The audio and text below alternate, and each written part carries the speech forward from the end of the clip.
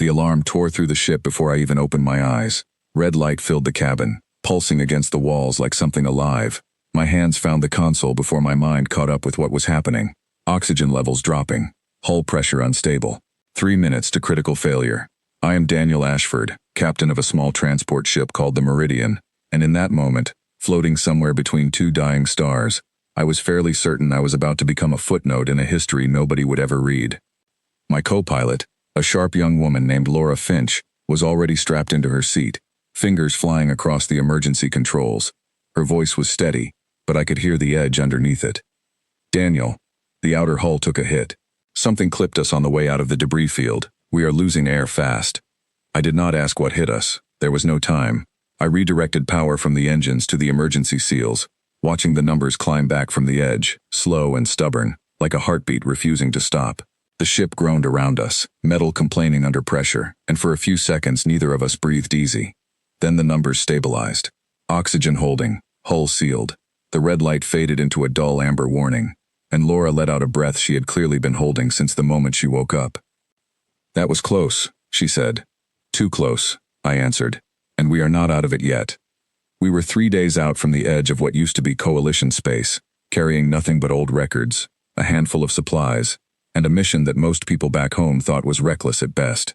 I had volunteered for this run because somebody had to check the outer relay stations before winter set in on the colony worlds, and because I had a strange, stubborn feeling that something out here was about to change everything. I did not know how right I was. Let me back up, because none of this makes sense without knowing what came before it. 30 years ago, humanity was a guest in a much larger community of intelligent species, all of them connected through something called the Gate Network, a web of ancient wormhole doors that let ships cross unimaginable distances in the blink of an eye. Nobody built the gates.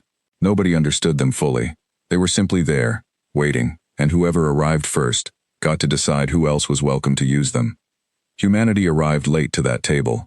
We were treated the way a new student is treated on the first day of school, tolerated, watched closely, rarely trusted, and when we refused to hand over a group of frightened refugees to be treated as property instead of people, the council that ran the Gate Network decided we had broken too many rules.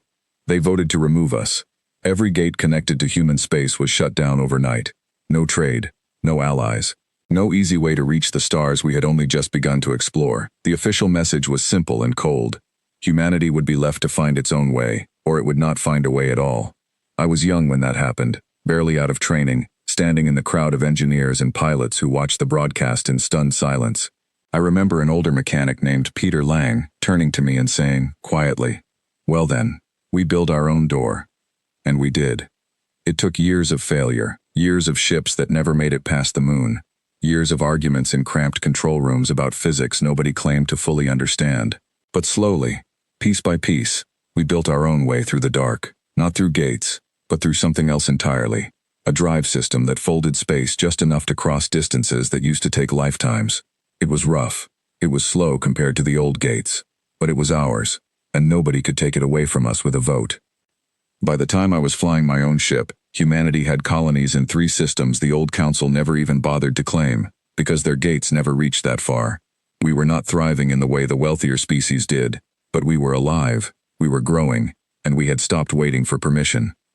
Which brings me back to the Meridian, drifting through the wreckage of a debris field that used to be a busy trade route, 3 days from the nearest outpost, with a hull that had just tried to kill us and a warning light still blinking on the main display.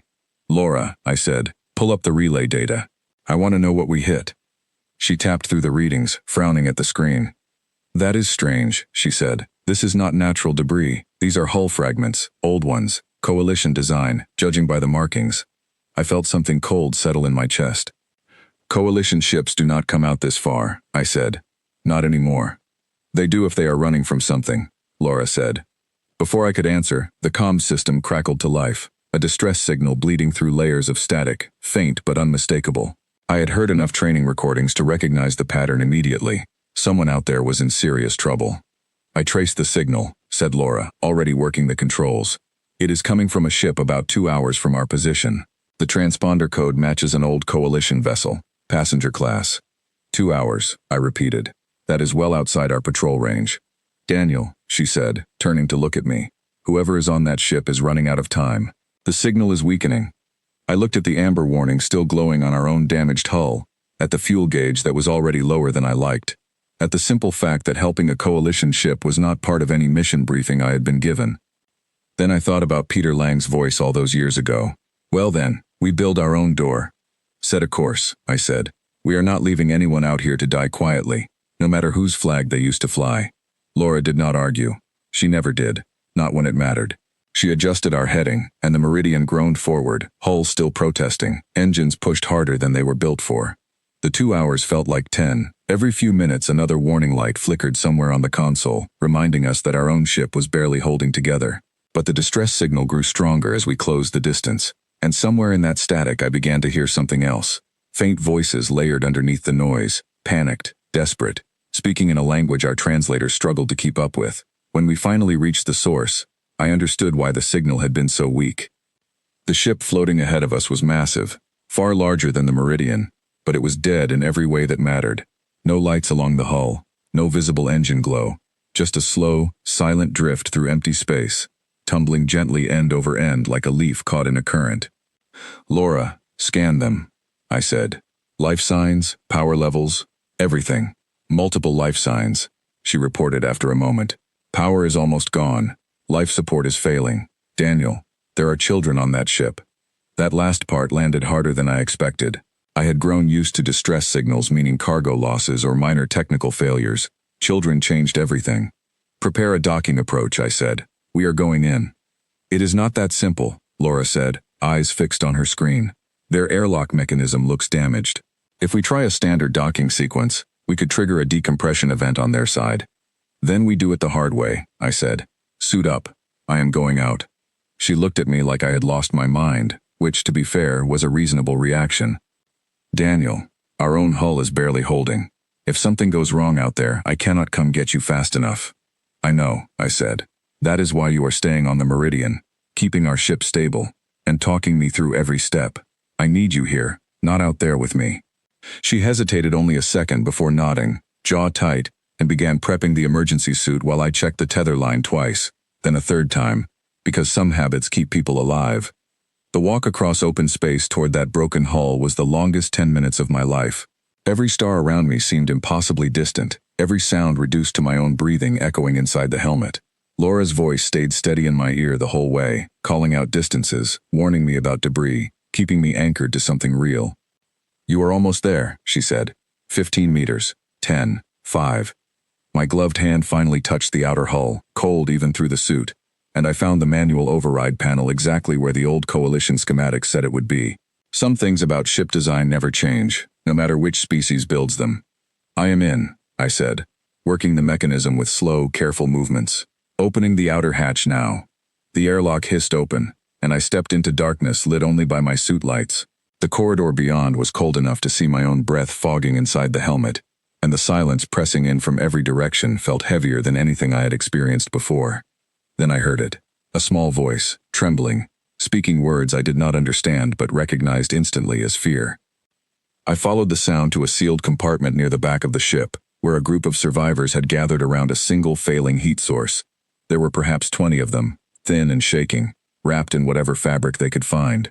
At the front of the group stood a woman with sharp eyes and a posture that told me she had been holding this group together through sheer will alone. I raised both hands slowly, showing I meant no harm, and my suit's translator kicked in with a slight delay. My name is Daniel, I said. I am here to help. My ship is close by. The woman studied me for a long moment before answering, her voice rough from disuse. I am Mira Solon, she said. We have been drifting for 6 days. Our engines failed after we ran from a collapse near the old trade lanes. We did not think anyone would come, especially not one of you. There was no venom in the way she said especially not one of you, only exhaustion and disbelief. I am not here to settle old arguments, I said. I am here because your signal reached us, and we do not leave people to die if we can help it. Behind her, a small boy peeked out from behind another survivor's legs, eyes wide, watching me the way children watch something they cannot quite believe is real. Laura's voice crackled through my helmet. Daniel, their reactor is losing containment. You need to move them now, not later. I turned back to Mira. We do not have much time, I said. My ship is small, but it will hold everyone if we move quickly and stay calm. Can your people walk? Most of us, she said. 2 are too weak. Then we carry them, I said. Everyone moves together. Nobody gets left behind on this ship. What followed was the most difficult 20 minutes I have ever lived through. Guiding 20 exhausted, frightened people across a broken hull in the dark, through a corridor growing colder by the second, toward a tether line that suddenly felt impossibly thin against the size of the task ahead of us. I carried the smaller of the two injured survivors myself, an older man whose leg had been injured badly enough that he could not stand on his own. Mira carried the boy, murmuring something soft and steady in his ear the entire way, the kind of voice that keeps a child from panicking even when everything around them says panic is the only reasonable response. Laura talked us through every step from the meridian, guiding the tether line, adjusting our ship's position to shorten the distance we had to cross, keeping her voice calm even when the numbers on her side must have looked terrifying. 20 meters, she said. 15. Almost there. You are doing great, all of you. One by one, survivors crossed into our airlock, shivering, silent, some crying quietly with relief they clearly did not expect to feel. I stayed near the back, making sure nobody drifted off course, until finally Mira and the boy crossed the threshold, and I followed right behind them, sealing the outer hatch just as a distant tremor shook through the old ship behind us. We are clear, I said, voice tight with relief. Laura, get us moving, now. The meridian pulled away just as the derelict ship's reactor finally lost containment completely, a silent flash of light behind us that we felt more than saw, a shudder passing through empty space like a held breath finally released. Nobody spoke for a long moment after that. 20 strangers packed into a ship built for a crew of 4, breathing hard, staring at each other with the particular kind of disbelief that only comes after surviving something that should not have been survivable. Then the boy, still wrapped in Mira's arms, looked up at me with wide, curious eyes and asked a question that our translator rendered simply as, "Are you the ones who left?" I understood exactly what he meant. Yes, I said. We were asked to leave, a long time ago. But leaving did not mean disappearing. It meant we had to learn how to stand on our own. Mira looked at me for a long moment, something shifting behind her tired eyes. We heard stories, she said, that your people were dangerous, reckless, that closing the gates against you was necessary for everyone's safety. I thought about Peter Lang, about the years of failure, about every ship that never made it past the moon before we finally found our own way through the dark. Maybe we were reckless, I said. Maybe we still are. But reckless does not mean cruel, and today, recklessness is the only reason your people are still breathing. She did not answer right away. Instead, she looked around at the frightened, exhausted faces filling our small ship, children wrapped in blankets meant for cargo, elders leaning against each other for support, and something in her posture softened, just slightly. "Thank you," she said finally, quietly. "Whatever we were told about your people, I will remember this instead." The journey back to the nearest outpost took 2 full days, cramped and uncomfortable, but nobody complained. Laura kept the ship steady despite the damaged hull, working small miracles with limited fuel, and a crowded cargo bay turned into makeshift shelter. I spent most of that time listening to survivors share pieces of their story, learning that their ship had been fleeing a much larger crisis, something happening far beyond the edge of the old trade routes that none of us fully understood yet. On the final approach to the outpost, with the station lights finally visible ahead of us, Mira found me near the cockpit, the boy asleep against her shoulder. "Can I ask you something?" she said. "Of course," I answered. "Why did you come out this far?" she asked. "This was not part of any assigned mission, was it?" I smiled, tired but honest. "No," I said, "it was not. But somewhere along the way, we stopped waiting to be told what to do. We just started doing what needed to be done." She considered that for a moment, then nodded slowly, as if filing the thought away somewhere important. "Maybe that is a lesson worth learning," she said. "Maybe," I agreed. It certainly worked out better than waiting for permission. The outpost lights grew brighter as we approached, station crews already preparing to receive survivors, medical teams standing by, a small crowd gathering at the docking bay windows to watch our battered little ship limp home. Laura guided us in with the same steady hands that had kept us alive through every warning light and near disaster along the way. And as the docking clamps locked into place, I finally allowed myself a long, slow breath. We had left home 3 days earlier expecting a routine relay check. Instead, we returned carrying 20 survivors from a ship that should never have crossed our path, proof that the distance we had built between ourselves and everyone who once cast us out was not a wall, but a bridge waiting to be crossed the moment it truly mattered. As the survivors filed out into the waiting arms of medical teams, Mira paused at the airlock, the boy now awake and holding her hand, looking back at me one last time. "I do not know what happens next between our people," she said. But I know what happened today, and I will not forget it. Neither will I said. She smiled, small but genuine, and stepped through into the bright lights of the outpost, leaving me standing alone in the quiet of a ship that had somehow, against every reasonable expectation, brought everyone home. Laura joined me a moment later, exhaustion written across her face, but something like pride shining through it too. Quite a first day back, she said. I looked out at the stars beyond the station windows, thinking about gates that had closed decades ago, about doors we built ourselves when nobody else would open one for us, about how the distance that was meant to break us had instead taught us exactly how strong we could become. Just another day out here, I said. There will be more like it. I am counting on it, Laura said, and for the first time since the alarms first tore through our sleep 3 days earlier, we both allowed ourselves to smile.